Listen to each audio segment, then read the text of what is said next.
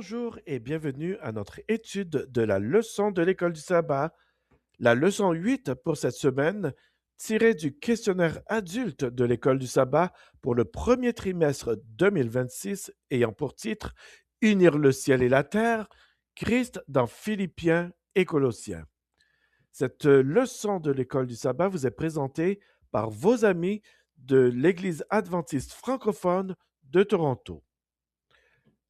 La leçon 8 de cette semaine a pour titre La suprématie du Christ. La suprématie du Christ. La leçon a pour verset à mémoriser pour cette semaine.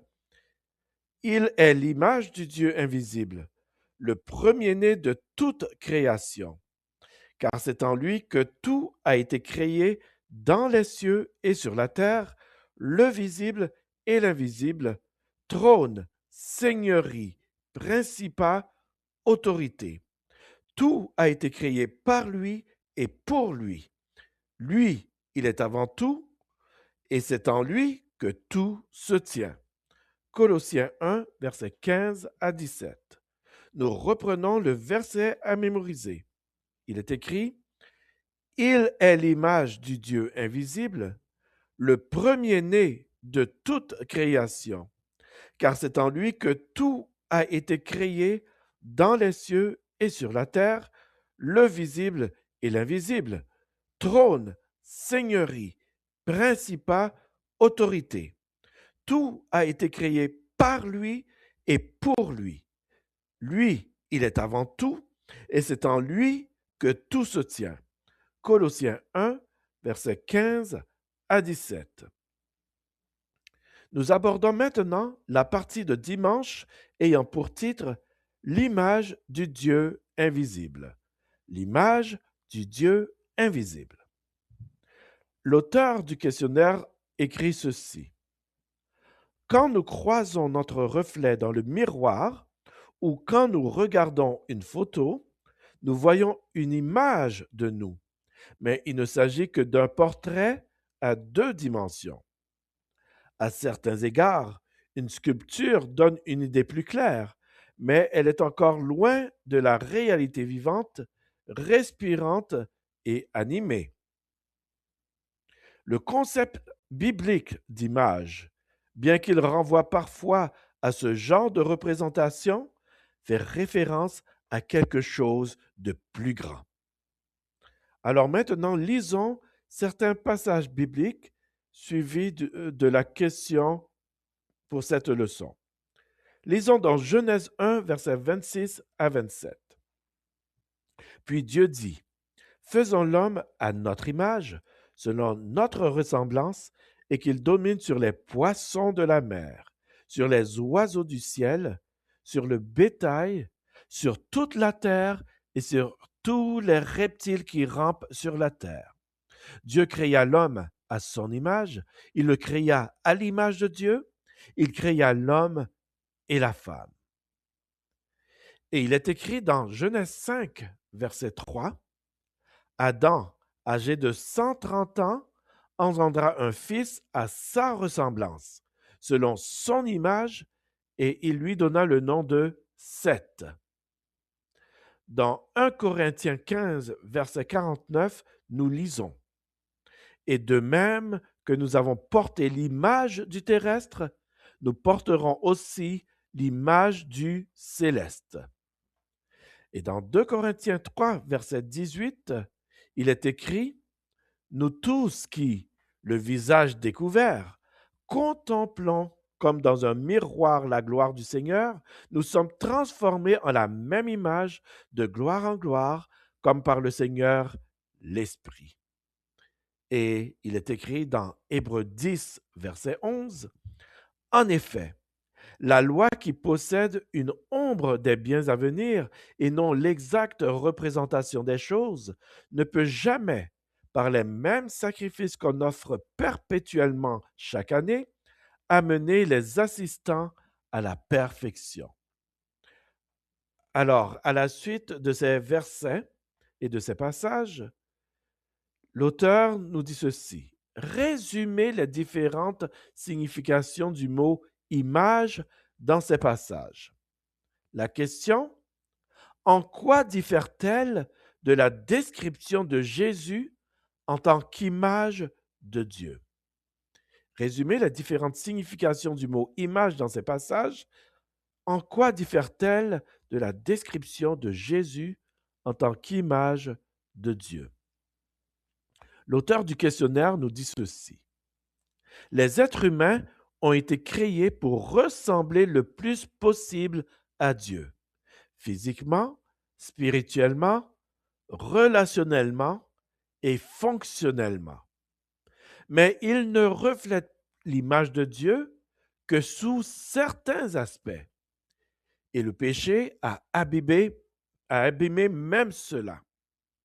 Pourtant, Jésus nous permet de voir le Dieu invisible. Celui qui m'a vu a vu le Père, a dit Jésus dans Jean 14, verset 9.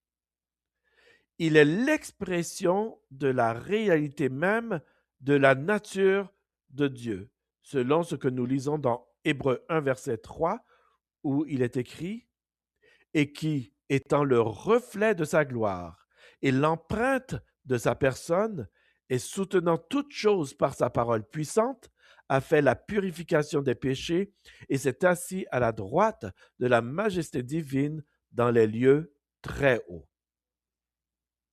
Il est la pensée de Dieu rendue audible et le caractère de Dieu rendu visible. Maintenant, lisons dans Matthieu 11, verset 27 et dans Jean 1, verset 1 et Jean 1, verset 2, 14 et 18. Puis nous suivrons avec la question. Dans Matthieu 11, verset 27, il est écrit « Toutes choses m'ont été données par mon Père, et personne ne connaît le Fils si ce n'est le Père. Personne non plus ne connaît le Père si ce n'est le Fils et celui à qui le Fils veut le révéler. » Dans Jean 1, versets 1 et 2, il est écrit « Au commencement était la parole, et la parole était avec Dieu, et la parole était Dieu. Elle était au commencement avec Dieu. » Dans Jean 1, verset 14, nous lisons « Et la parole a été faite chair, et elle a habité parmi nous, pleine de grâce et de vérité. Et nous avons contemplé sa gloire, une gloire comme la gloire du Fils unique venu du Père. » Et dans Jean 1, verset 18, nous lisons « Personne n'a jamais vu Dieu. Le Fils unique qui est dans le sein du Père est celui qui l'a fait connaître. » Maintenant, la question est la suivante. Pourquoi Jésus est-il le seul à même de révéler le Père? Pourquoi Jésus est-il le seul à même révéler le Père? L'auteur du questionnaire nous dit ceci. Voici d'autres exemples de comment Jésus décrit sa relation avec Dieu le Père. Dans Jean 5, verset 17, il est écrit « Mais Jésus leur répondit, « Mon Père agit jusqu'à présent, moi aussi j'agis. » Dans Jean 10, verset 30, il est écrit « Moi et le Père, nous sommes un. » Et dans Jean 14, verset 6, il est écrit « Jésus lui dit, « Je suis le chemin, la vérité et la vie. Nul ne vient au Père que par moi. » Pour parler de lui, Jésus utilise également des termes associés au nom de Dieu en personne. Je suis. Nous pouvons voir à ce sujet ce que Dieu a dit dans l'Ancien Testament dans Exode 3, verset 14. Dieu dit à Moïse, « Je suis celui qui suis. » Et il ajouta, « C'est ainsi que tu répondras aux enfants d'Israël, celui qui s'appelle « Je suis » m'a envoyé vers vous. Moi, Je suis le pain de vie, dit Jésus dans Jean 6, verset 35. Dans Jean 8, verset 12, il est écrit, Jésus leur parla de nouveau et dit, Je suis la lumière du monde. Celui qui me suit ne marchera pas dans les ténèbres, mais il aura la lumière de la vie. Dans Jean 10, versets 11 et 14, il est écrit, Je suis le bon berger donne sa vie pour ses brebis. Et le verset 14, Je connais mes brebis et elles me connaissent. Plus loin, nous lisons dans Jean 8, verset 58, ce qui suit. Jésus leur dit, en vérité, je vous le dis, avant qu'Abraham fût, je suis.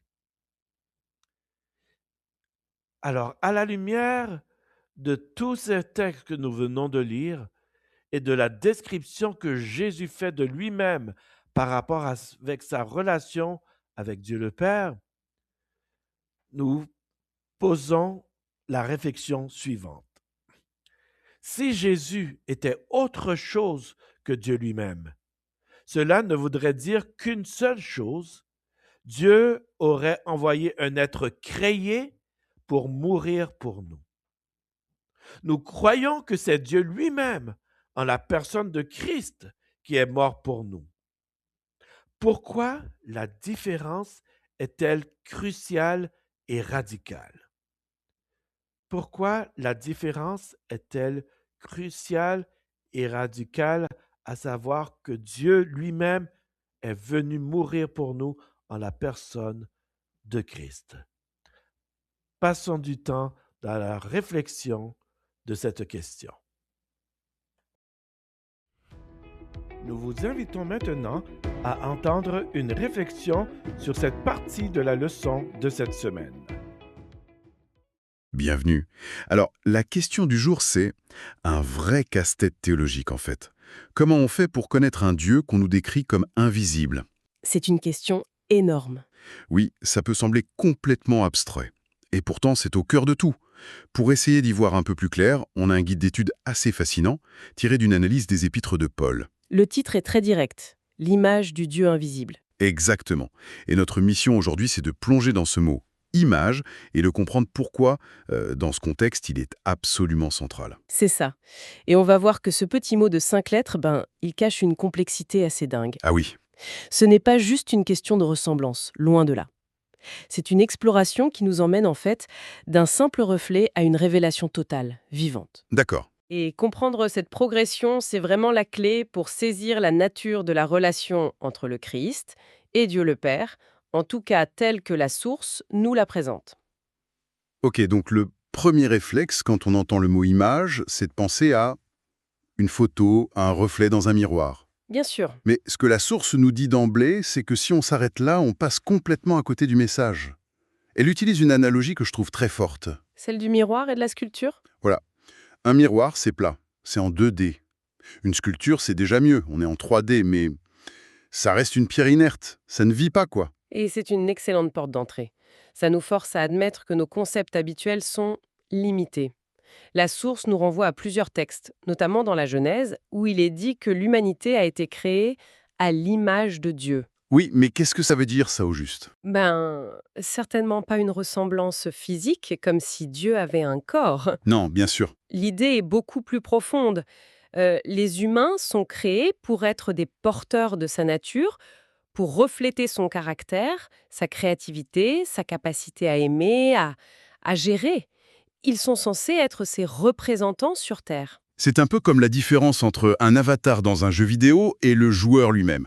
L'avatar représente le joueur, il fait ses actions, mais il reste une coquille, un programme. C'est une très bonne analogie, ça. Il n'est pas le joueur. L'idée ici, c'était que l'humanité devait être un reflet plus fidèle que ça. Oui, c'est ça. L'humanité est conçue, dans cette perspective, comme un miroir vivant. Un miroir qui pense, qui aime, qui crée. Mais il y a un mais. Et c'est le point crucial que la source amène tout de suite, ce miroir est abîmé. Le texte utilise le concept de péché pour dire que l'image a été ternie, déformée, comme un miroir fissuré de partout. Exactement. Ou comme essayer de voir son reflet à la surface d'une eau très agitée. On devine la forme, on sait qu'il y a un reflet, mais il est fragmentel, incomplet. Donc si je te suis bien, le problème n'est pas qu'il n'ait pas d'image de Dieu dans le monde, Non, mais que l'image qu'on a est devenue peu fiable. comme une boussole qui n'indiquerait plus le nord avec précision. On sait qu'elle est censée pointer quelque part, mais on ne peut plus lui faire confiance pour nous guider. Précisément. Cette imperfection, cette distorsion fondamentale crée un besoin. Le besoin d'une image claire, non déformée, d'une référence absolue qui nous montrerait à quoi ressemble l'original, sans aucune altération. Le miroir est cassé. Voilà. Il faut donc trouver autre chose pour voir le visage. Et c'est là, j'imagine, qu'intervient la figure de Jésus. Mais du coup, la question qui me vient, c'est est-ce que ça veut juste dire que Jésus est un miroir parfaitement propre, ou est-ce que la source nous dit que c'est quelque chose de complètement différent? C'est la question essentielle. Pas juste une version améliorée de l'humanité. Et la réponse de la source est sans appel, en change complètement de catégorie. Jésus n'est pas présenté comme un simple reflet plus clair ou un miroir mieux poli. D'accord? Il est la manifestation visible de ce qui est par définition invisible. On quitte le domaine de la métaphore pour entrer dans celui de la réalité. C'est une affirmation très forte, ça. Très. La source le dit très clairement en citant une parole de Jésus lui-même dans l'évangile de Jean. « Celui qui m'a vu a vu le Père. Celui qui me voit a une meilleure idée de qui est le Père. Il ne dit pas « je suis un bon portrait robot ». Il dit « vous me voyez, vous voyez le Père ». C'est une équation. C'est une Équation. Il n'y a aucune perte d'information, aucune distorsion entre l'original et ce qu'il prétend être. Exactement. Il n'y a plus de distance. Et pour enfoncer le clou, la source cite un autre passage de l'Épître aux Hébreux qui est peut-être encore plus ambitieux, technique, mais aussi plus puissant. Ah oui, Il y est dit que Jésus est l'expression de la réalité même de la nature de Dieu. Le mot grec original, charactère, est fascinant. caractère. Oui, ça désigne l'empreinte qu'un seau laisse dans de la cire chaude. Et l'empreinte n'est pas juste similaire au seau. Elle est la reproduction exacte de son relief dans ses moindres détails. Ah d'accord, c'est une copie parfaite en fait. C'est une copie parfaite. Si le seau a une égratignure, l'empreinte l'a aussi. C'est une image très très forte. Donc on n'est plus du tout dans la ressemblance. Non? On est dans l'incarnation. La source a une formule assez poétique pour résumer ça. Elle dit que Jésus est la pensée de Dieu rendue audible et le caractère de Dieu rendu visible. C'est une phrase qui mérite qu'on s'y arrête, en effet. Oui, Elle capture l'idée que ce n'est plus une question d'interprétation. Selon les textes, en regardant Jésus, on n'a plus à se demander à quoi pourrait bien ressembler Dieu. la réponse est là. La réponse est là, en chair et en os. C'est pourquoi d'autres passages cités affirment que lui seul peut véritablement révéler le Père, parce que lui seul le connaît de manière intime et parfaite. Ce n'est plus un prophète qui parle de Dieu. C'est ça, c'est quelqu'un qui prétend être la visibilité de Dieu. La nuance est énorme et elle change tout. C'est vertigineux. Et jusqu'ici, on a surtout parlé de ce que les auteurs du Nouveau Testament disent de Jésus. Mais la source va plus loin. Oui, elle compile ce que Jésus dit de lui-même. C'est comme si on avait la déposition du principal intéressé, quoi. Ça nous permet de voir s'il y a une cohérence entre l'analyse des théologiens et sa propre conscience de son identité. Et cette cohérence est frappante. Les citations qu'on trouve dans la source sont directes, elles construisent un argumentaire implacable. Prenez par exemple, dans l'évangile de Jean, cette phrase « Moi et le Père, nous sommes un ». C'est pas juste « on est d'accord » ou « on a le même projet ». Pas du tout.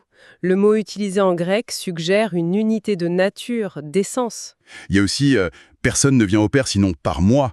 Ça le positionne comme le seul et unique point d'accès. Ce n'est pas une option parmi d'autres. Non. Et puis il y a cette formule encore plus étrange. « Je suis dans le Père et le Père est en moi ». Comment on est censé visualiser ça ? C'est exactement l'idée. C'est une union si profonde qu'on ne peut pas les dissocier. C'est une interpénétration. On ne peut pas savoir où l'un commence et l'autre finit. Il ne se présente pas comme un ambassadeur qui apporte un message du roi. Héritier qui est de la même nature que le roi et qui agit avec la même autorité. C'est une image forte. D'ailleurs, il le dit explicitement dans un autre passage cité par Nettie, « Mon Père est à l'œuvre jusqu'à présent, et moi aussi je suis à l'œuvre ». Il se met sur un pied d'égalité totale dans l'action divine. Cette idée d'unité totale est déjà déstabilisante. Mais la source ne s'arrête pas là. Elle met le doigt sur une formule que Jésus utilise. 2 petits mots qui, apparemment, mettaient ses auditeurs dans un état de fureur. « je suis. Ah oui. Pourquoi est-ce que c'était si explosif? Au premier abord, ça semble juste être une façon de se présenter. C'est là où le contexte de l'Ancien Testament est absolument crucial. Cette formule « je suis » égaux « eimi » en grec est tout sauf anodine. D'accord. Elle fait directement écho au moment le plus sacré de l'Ancien Testament, lorsque Moïse, face au buisson ardent, demande à Dieu son nom. Et Dieu répond, Il répond « Je suis celui qui suis ». Dit à Israël « Je suis m'a envoyé vers vous ». C'est le nom divin par excellence. Ce n'est pas un nom qui décrit une fonction, c'est un nom qui décrit l'existence même, éternelle, autosuffisante. donc quand Jésus se l'approprie, Ce n'est pas une simple introduction, c'est une revendication de divinité, et ses contemporains ne s'y trompaient pas une seconde. on le voit bien dans leur réaction d'ailleurs. La source liste plusieurs de ses affirmations. Quand il dit « Moi je suis le pain de vie », il ne dit pas juste qu'il est nourrissant spirituellement. Non, il s'identifie à la source même de la vie. Et la liste continue. Je suis la lumière du monde. À une lumière parmi d'autres, mais la lumière, la source originelle. Je suis le bon berger, une image que l'Ancien Testament réserve quasi exclusivement à Dieu. Et puis le sommet. Je suis la résurrection et la vie. Voilà. Il ne dit pas « je peux donner la vie » ou « je peux ressusciter les morts ». Il dit « je suis la résurrection ». Il incarne ce pouvoir. À chaque fois, il prend un attribut divin et se l'applique directement. Et l'affirmation la plus folle, celle qui a visiblement mis le feu aux poudres, est rapportée dans Jean. Au milieu d'un débat houleux, ses contradicteurs lui parlent d'Abraham. Oui, Et il leur lance « Avant qu'Abraham vienne à l'existence, moi, je suis ». La grammaire même est bizarre. On s'attendrait à ce qu'ils disent « j'étais ». Mais ce « je suis », c'est le point culminant. Il ne se place pas seulement avant Abraham dans la chronologie, il se place en dehors de la chronologie. C'est une affirmation d'éternité. dans la pensée juive, seul Dieu est en dehors du temps. Exactement. C'est un peu l'équivalent théologique de quelqu'un qui dirait « Non seulement j'ai écrit le code source de l'univers, mais aussi je suis le code source ». On comprend mieux pourquoi, juste après cette phrase, le texte nous dit que ses interlocuteurs ont ramassé des pierres pour le lapider. L'accusation était claire dans leur esprit. Blasphème. Ils avaient parfaitement compris qu'il ne se présentait pas comme un prophète, mais comme Dieu lui-même. Donc, si on fait le bilan, on est parti d'une idée simple, l'image comme un reflet dans un miroir. On a vu que l'humanité était une sorte de miroir vivant, mais brisé. C'est ça. Et on arrive, à travers les affirmations des auteurs et de Jésus lui-même, à une idée radicalement différente, celle de l'incarnation. Ce n'est plus une image de Dieu, mais Dieu qui se fait image, qui se rend visible. Le parcours est assez sidérant, en effet, et ça nous amène directement à la conclusion de la source, à la question qu'elle nous invite à méditer. Ah oui, Car tout ce qu'on vient de dire n'est pas juste une subtilité pour théologiens, ça a des conséquences pratiques et existentielles énormes. La source pose la question comme ça. Imaginez un instant que Jésus n'était qu'un être créé. ok. L'être le plus parfait, le plus sage, le plus moral jamais créé, mais une créature quand même. Et que Dieu l'ait envoyé sur la croix pour mourir à notre place. Quelle serait l'histoire ? Ce serait l'histoire d'un Dieu qui envoie quelqu'un d'autre faire le sale boulot. Un sacrifice par procuration. Voilà. C'est un chef qui envoie son meilleur soldat sur une mission suicide. Exactement. C'est un acte puissant, certes, mais il y a toujours une distance. Dieu reste dans le ciel et sa créature souffre sur la terre. Mais maintenant, reprenons ce que les textes qu'on a explorés suggèrent. Si c'est Dieu lui-même, Si c'est Dieu lui-même, en la personne du Christ, qui est venu sur terre, qui a vécu la faim, la fatigue, la trahison, et qui a souffert sur la croix, alors l'histoire n'a plus rien à voir. ce n'est plus un sacrifice par procuration. Non, c'est Dieu qui paye le prix lui-même. C'est un engagement direct, personnel et ultime. Ce n'est plus le roi qui envoie un soldat, c'est le roi qui descend sur le champ de bataille. Et qui prend la balle à la place de ses sujets. La différence, comme le conclut notre source, est cruciale et radicale. Ça change complètement notre image de Dieu. Oui, on ne voit plus un souverain lointain et impassible. On voit un être qui s'implique au plus profond de la souffrance humaine parce qu'il l'a vécu lui-même. Et ça nous laisse avec une dernière pensée à explorer, une question qui découle logiquement de tout ça. Si, comme le soutient notre source, le caractère de Dieu est rendu parfaitement visible en Christ, alors quelles actions ou paroles de Jésus dans les évangiles bousculent le plus notre perception de qui est Dieu? Quand on le voit toucher les lépreux, manger avec ceux que tout le monde rejette, pardonner à ses bourreaux sur la croix, quelle image de Dieu est-ce que ça nous renvoie? Et en quoi est-ce que ça contredit peut-être les idées qu'on avait de lui avant? C'est une excellente question pour finir. Une question à laisser mûrir. Nous vous remercions d'avoir participé à notre leçon de l'école du sabbat pour aujourd'hui. Nous espérons que vous avez été bénis. Nous vous donnons rendez-vous à demain pour une autre étude de la leçon de l'école du sabbat. D'ici là, que Dieu vous bénisse.